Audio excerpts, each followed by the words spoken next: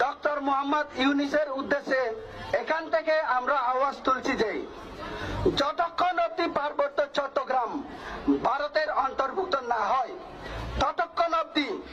সেনাবাহিনী পার্বত্য অঞ্চল থেকে প্রত্যাহার করতে হবে। 3 নম্বর, যতক্ষণ অব্দি পার্বত্য চট্টগ্রাম ভারতের অবিচ্ছেদ্য অংশ কিংবা ভারতের অন্তর্ভুক্ত হচ্ছে না ততক্ষণ অব্দি সেখানে সেনা শাসন এবং গণহত্যা বন্ধ করতে হবে, না হলে এই আন্দোলন আমাদের জারি থাকবে। আর সেখানে যারা আমাদের ভাই বোন, আমাদের জাতি ভাই বাংলাদেশ পার্বত্য চট্টগ্রাম খাগড়াছড়ি দীঘিনালা পানছড়ি পার্বত্য এলাকাতে যত সংখ্যক আমাদের ভাই বন্ধু রয়েছে আমি ওদের উদ্দেশ্যে আওয়াজ তুলছি। এখানে আমাদের আজকের এই পেচারতল থেকে আগামী দিন আপনারা যদি